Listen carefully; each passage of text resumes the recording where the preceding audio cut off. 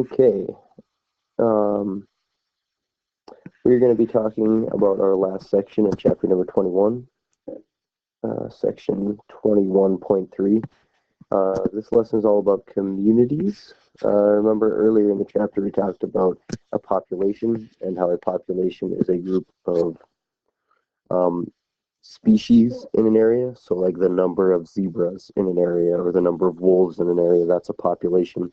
And then a community is about looks at all of the living species in an area and how they interact. So all of the wolves in an area and all of the deer and all of the coyotes, all of the living things together make up a community.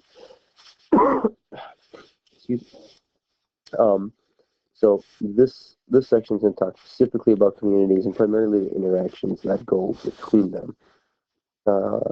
So communities live in habitats. Remember, a habitat is specifically where an organism lives within an ecosystem. Okay, habitats need to provide um, the organism with all the resources that it needs to survive. Okay, so it needs to provide food and shelter. It has to have the right temperature, the right amounts of water and sunlight.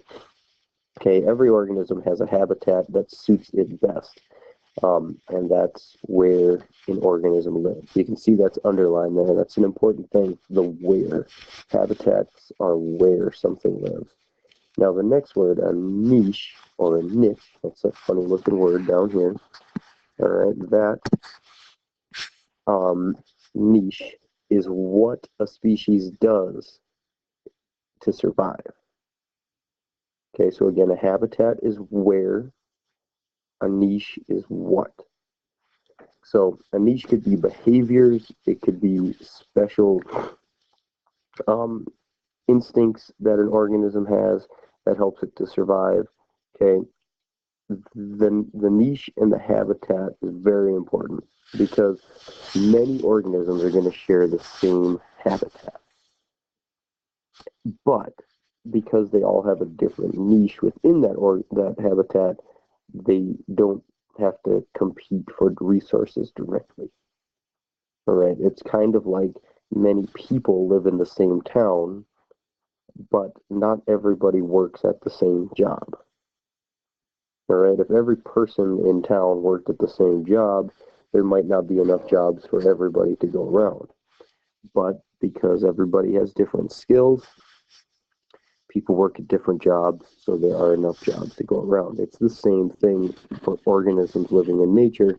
The habitat is where they live, and the niche is kind of like their job or what they do. All right, for example, wolves might live in the same habitat as white-tailed deer, but they obviously don't do the same thing. Deer are herbivores, so they eat different things than wolves do.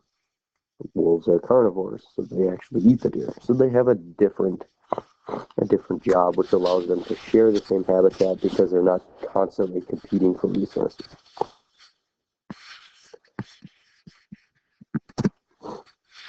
So here's just one more example of that.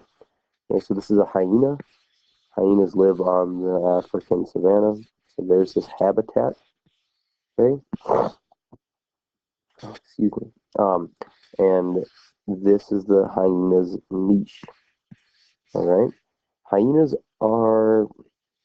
they're not top predators like a lion, but they're not full-on scavengers either. Okay, so hyenas are able to fit into the same habitat as lions because they have a slightly different job. Lions are much more adapted to hunting and killing their own prey, whereas hyenas are very good at sort of waiting until the lion has eaten its fill, or even at times pushing lions off of their kill to then get the prey that get some food that is left over. Okay, they're, like I said, they're very well adapted to it. Their body design plans for it, works well for it, and then it also prevents them from clashing too much with other organisms. So habitat is where they live, a niche is what they do.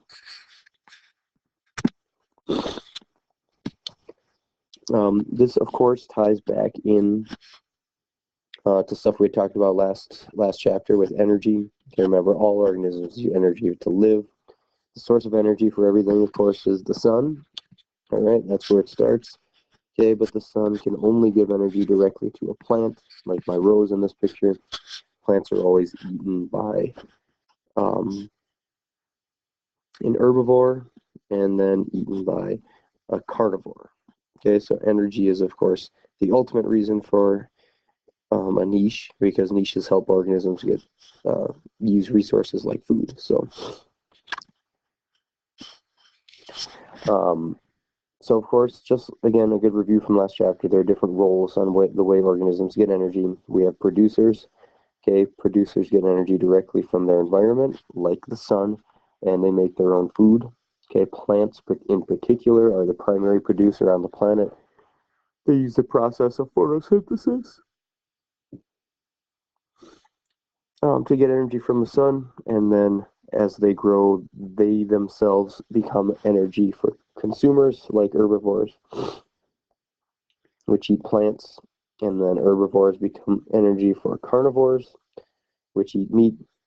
Um, we then, of course, have detrivores and decomposers that break down um, the remains of things, and then omnivores, which get energy from both meats and plants.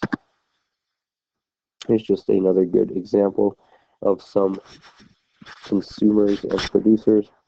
Plants down on the bottom right here, these are producers. Earthworms are great decomposers. Everything that they eat goes directly back into the soil.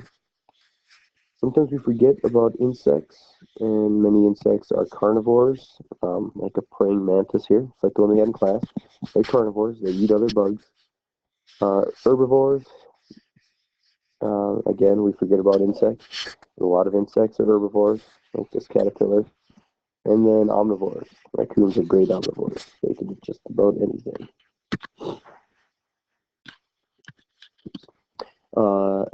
Once again, energy in an ecosystem. Again, a good review. Energy always flows through an ecosystem. Okay? Remember, a flow is something that heads in one direction. It never goes back to its source. Okay, that's why the energy doesn't cycle through an ecosystem, because energy can never go back to its source. Remember, if energy starts with the sun, we don't ever give energy back to the sun. All right? Same thing we've talked about a lot. If you eat a hamburger, you can't give energy back to that cow because that cow is dead. It's gone. All right? Remember, a cycle, like the water cycle or the oxygen cycle, energy always is going in a circle back to its source and then out. Okay, a flow goes in one direction, so energy can't do that. It only flows. Okay, the sun is always the start of the energy that we talk about. The best way to show energy transfer is in a food web, like this example here. Remember, a food web shows all the complex relationships that go on, whereas a food chain is just one simple line. Um, a food chain is just an oversimplified food web. Okay. Now, within every community, there are interactions that happen. Just like there's interactions in every human community, in nature, there are interactions between organisms. And there are different relationships that we're going to look at here. A predator and prey relationship is one of the most common relationships in nature. All communities have them. They're important, but the predator is always the animal that hunts other animals for food. Okay, like a wolf is a predator, and a prey is the animal that is hunted by the predators. Okay, so like wolves hunt white-tailed deer. That's a predator-prey relationship. Now, it's sad sometimes to think of predators eating prey and that type of thing, but you have to remember that predators are organisms and they need to eat as well to survive, and they only do that to survive. And typically, predators are always looking for the easiest kill, whether that's a lion or a tiger or a wolf. They typically are always looking to hunt the easiest kill, which often is the old or the sick or the young prey. Now, this is important because predators can help keep a population healthy by making sure that the strongest organisms survive. So, like if you think of wolves hunting deer, wolves aren't typically going to hunt the biggest, strongest deer. If they have an opportunity to to catch an older, more sickly deer, they're going to do that. And by doing that, it's going to help keep that sick deer from possibly spreading illness to the rest of the other deer. Okay, or if they can't find the older deer, they'll find a weaker deer. They're not going to go out and specifically hunt for the 30-point buck. All right, they're going to find a smaller, weaker buck or doe that by hunting them, it doesn't allow that weaker animal to pass on its genes, which keeps the prey population healthy and strong. Okay, so that's saying that the strongest survive. Some of that has to do with predation, in the fact that predators are typically looking for an easy kill, and those easy animals to kill, and then don't pass on their weaker genes. Just a few examples of predator-prey relationships. Okay, there are a couple of other types of relationships that we're going to talk about. The first one up here is a cooperative relationship. Okay, there are certain organisms that work together to live. Okay, these are things that, like an ant lives with all the other organisms, and it's in an anthill. Okay, they work together to help each other live. Okay, wolves hunt in a pack to help each other. One wolf by itself is not the best hunter, but a pack of wolves is a very formidable hunting force. Okay, bees do the same thing as ants, where they live in a hive, they work together, they have a common goal. Okay, that's a cooperative relationship. Now, this next word, a symbiotic relationship. You probably have not heard of symbiotic or symbiosis, but it's a very cool way that organisms are able to live with each other and sort of help each other at times. Okay, so symbiosis, the definition for that is a close long-term relationship between two species that involves an exchange of food or energy. Okay, like this picture here with the shark and then the fish. You've probably seen pictures like this where there are fish hanging out around sharks, and you wonder why the shark doesn't eat the fish. Okay, well, these fish in particular have a symbiotic relationship with sharks, and they hang out together. All right, the fish travel with the shark, and some of the fish clean the shark. Okay, they can clean bacteria or things off the shark's body, which is a free meal for the fish, and it helps the shark by keeping the shark clean. Some of the other fish just hang out and eat scraps from the shark. So they're working together, they live together. It's a symbiotic relationship. There are three types of symbiotic relationships: mutualism, commensalism, and parasitism. Okay, so these are the three types of symbiotic relationships. Mutualism is a relationship where both of the partners benefit. Okay, like the bee and the flower in the bottom right-hand corner here. All right, that is a mutualistic relationship. The bee gets pollen, which they can turn into honey and food, and the flower uses the bee to pollinate itself so that it can make a seed and ultimately reproduce. Commensalism, number two, is a relationship that benefits one species but does not benefit or harm the other. All right, so like in the middle example, the sea anemone and the orange clownfish, they work together. Well, they don't necessarily work together, but the clownfish gets a benefit from the sea anemone. Sea anemones they sting and typically eat fish. All right, but a clownfish, just like in Finding Nemo, if you've seen that movie, clownfish are immune to the sting, so the stings don't bother the clownfish. So the anemone becomes a great hiding place for clownfish because other fish don't want to go there, and the clownfish isn't affected. Now, the sea anemone does not really gain anything from this relationship.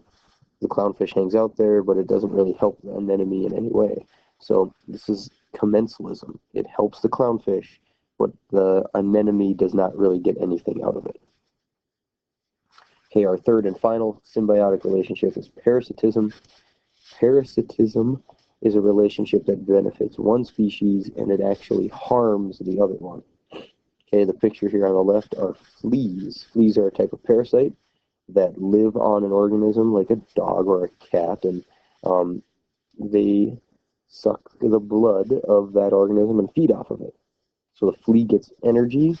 The organism that is the host, like if your dog had fleas, he's the host.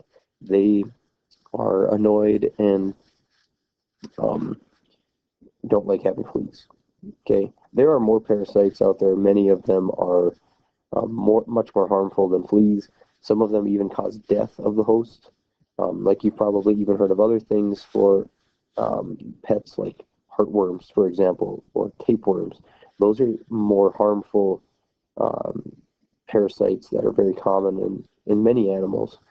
Parasite gains, usually it gains in a habitat with where it lives, okay, because they typically live in or on the host.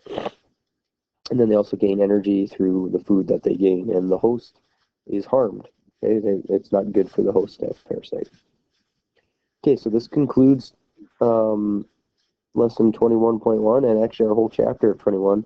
Remember that you can review this and all of the other videos at any time, pause it, review it, break it up into different chunks if you want. But these are available to you, so please use them as a resource.